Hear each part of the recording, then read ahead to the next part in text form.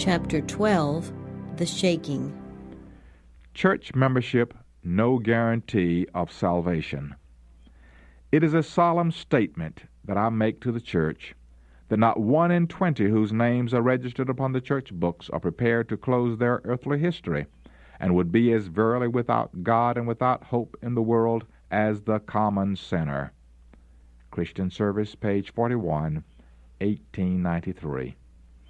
Those who have had opportunities to hear and receive the truth and who have united with the Seventh-day Adventist Church, calling themselves the commandment-keeping people of God, and yet possess no more vitality and consecration to God than do the nominal churches, will receive of the plagues of God just as verily as the churches who oppose the law of God.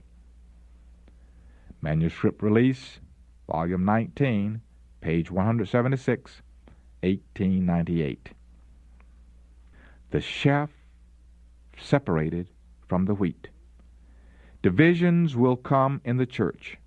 Two parties will be developed. The wheat and the tares grow up together for the harvest. Selected Messages, Book 2, page 114, 1896. There will be a shaking of the sieve. The chaff must in time be separated from the wheat.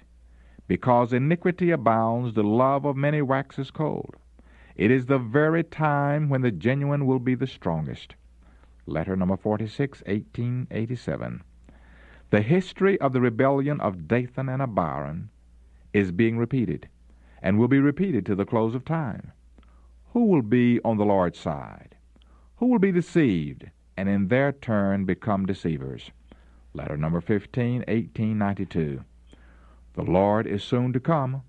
There must be a refining, winnowing process in every church, for there are among us wicked men who do not love the truth or honor God.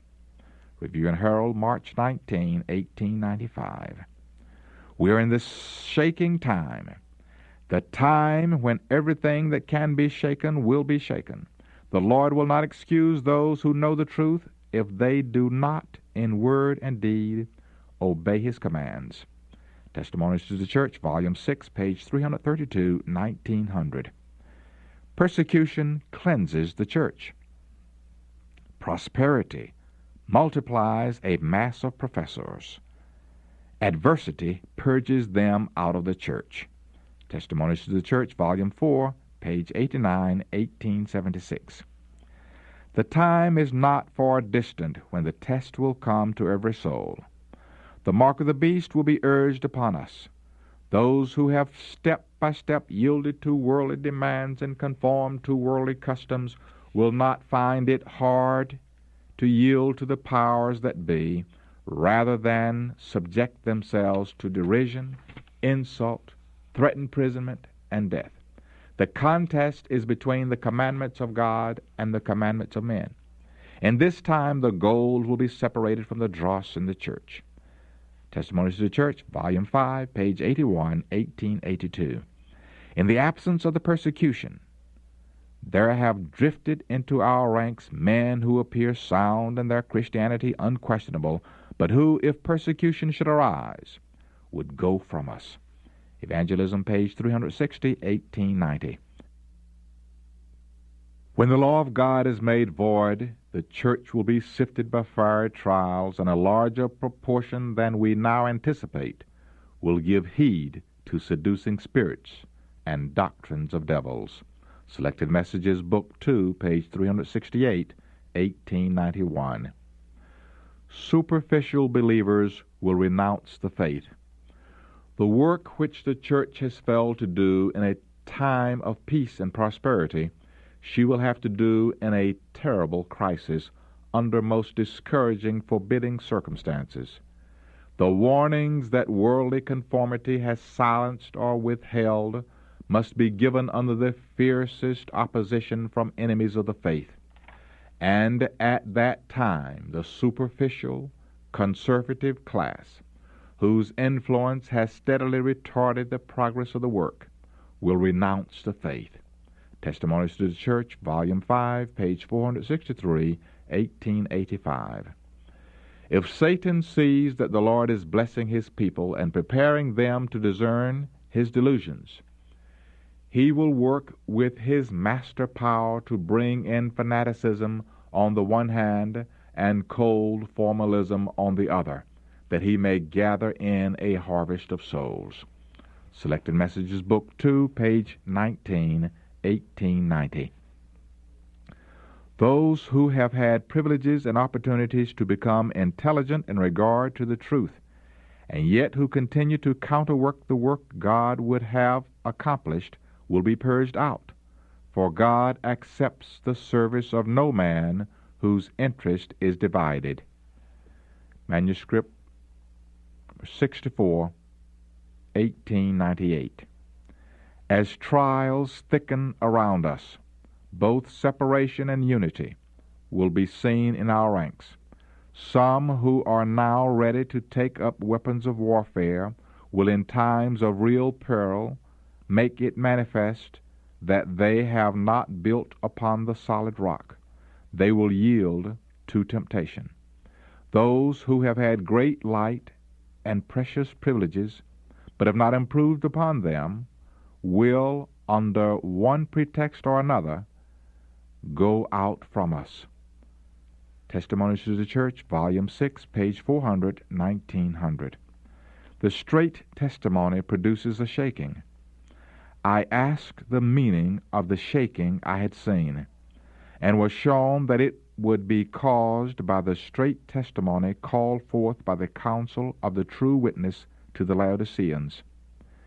This will have its effect upon the heart of the receiver, and will lead him to exalt the standard and pour forth the straight truth.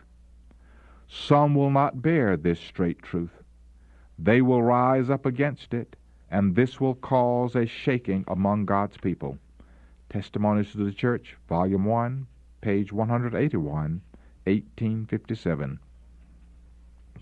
There are those among us who will make confessions, as did Achan, too late to save themselves. They are not in harmony with right. They despise the straight testimony that reaches the heart, and would rejoice to see everyone silenced who gives reproof. Testimonies to the Church, Volume 3, page 272, 1873. The Lord calls for a renewal of the straight testimony born in years past. He calls for a renewal of spiritual life. The spiritual energies of His people have long been torpid, but there is to be a resurrection from apparent death. By prayer and confession of sin, we must clear the King's highway. Testimonies to the Church, Volume 8, page 297, 1904. Unjust criticism causes loss of souls. Even in our day, there have been and will continue to be entire families who have once rejoiced in the truth, but who will lose faith because of calumnies and falsehoods brought to them in regard to those who they have loved and with whom they have had sweet counsel. They opened their hearts to the sowing of tares, and tares sprang up among the wheat. They strengthened, and the crop of wheat became less and less, and the precious truth lost its power to them. Testimonies to Ministers, page 411, 1898. False doctrines draw some away. Science, so-called, and religion will be placed in opposition to each other because finite men do not comprehend the power and greatness of God.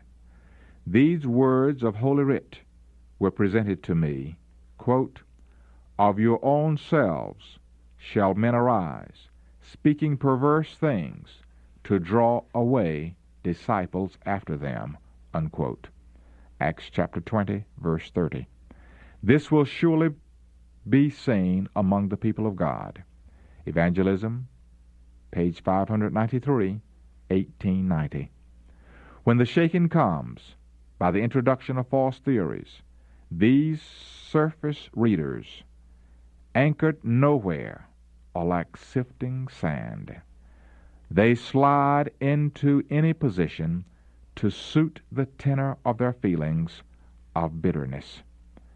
Testimonies to Ministers, page 111, 1897. Not having received the truth, they will be taken in the delusions of the enemy. They will give heed to seducing spirits and doctrines of devils, and will depart from the faith. Testimonies to the Church, volume 6, page 401, 1900. The enemy will bring in false theories, and such as the doctrine that there is no sanctuary. This is one of the points on which there will be a departing from the faith. Evangelism, page 224, 1905. Rejection of testimonies results in apostasy. One thing is certain. Those Seventh-day Adventists who take their stand under Satan's banner will first give up their faith in the warnings and reproofs contained in the testimonies of God's Spirit. Selected Messages, Book 3, page 84, 1903. The very last deception of Satan will be to make of none effect the testimony of the Spirit of God. Where there is no vision, the people perish. Proverbs chapter 29, verse 18. Satan will work ingeniously in different ways and through different agencies to unsettle the confidence of God's remnant people in the true testimony. Selected Messages, Book 1, page 48, 1890. The enemy has made his masterly efforts to unsettle the faith of our own people in the testimonies. This is just as Satan designed it should be. And those who have been preparing the way for the people to pay no heed to the warnings and reproofs of the testimonies of the Spirit of God will see that a tide of errors of all kinds will spring into life. Selected Messages, Book 3, page 83, 1890. It is Satan's plan to weaken the faith of God's people in the testimonies. Next follows skepticism in regard to the vital points of our faith, the pillars of our position, then doubt as to the Holy Scriptures, and then the downward march to perdition. When the testimonies which were once believed are doubted and given up, Satan knows the deceived ones will not stop at this, and he redoubles his efforts till he launches them into open rebellion, which becomes incurable and ends in destruction. Testimonies to the Church, volume 4, page 211. Defections among church leaders. Many a star that we have admired for its brilliance will then go out in darkness. Prophets and Kings, page 188, 1914. Men whom he has greatly honored will, in the closing scenes of this earth's history, pattern after ancient Israel, a departure from the great principles Christ has laid down in his teachings, a working out of human projects, using the Scriptures to justify a wrong course of action under the perverse working of Lucifer, will confirm men in misunderstanding and the truth that they need to keep them from wrong practices will leak out of the soul like water from a leaky vessel. Manuscript Release, Volume 13, pages 379 and 381, 1904. Many who will show that they are not one with Christ, that they are not dead to the world, that they may live with him, and frequent will be the apostasies of men who have occupied responsible positions. Review and Herald, September 11, 1888. Unsanctified ministers will be weeded out. The great issue so near at hand, enforcement of Sunday laws, will weed out those whom God has not appointed, and he will have a pure, true, sanctified ministry prepared for the latter rain. Selected Messages, Book 3, page 385, 1866. Many will stand in our pulpits with the torch of false prophecy in their hands, kindled from the hellish torch of Satan. Some will go out from among us, who will bear the ark no longer. But these cannot make walls to obstruct the truth, for it will go onward and upward to the end. Testimonies to Ministers, pages 409 and 411, 1898. Ministers and doctors may depart from the faith, as the Word declares they will, and as the messages that God has given His servant declare they will. Manuscript Release, Volume 7, page 192, 1906. The church may appear as about to fall. The shaking of God blows away multitudes like dry leaves. Testimonies to the Church, Volume 4, page 89, 1876. Chaff like a cloud will be borne away on the wind, even from places where we see only floors of rich wheat. Testimonies to the Church, Volume 5, page 81, 1882. Soon God's people will be tested by fiery trials, and the great proportion of those who now appear to be genuine and true will prove to be base metal. When the religion of Christ is most held in contempt, when His law is most despised, then should our zeal be the warmest, and our courage and firmness the most unflinching, to stand in defense of truth and righteousness when the majority forsake us, to fight the battles of the Lord when champions are few. This will be our test.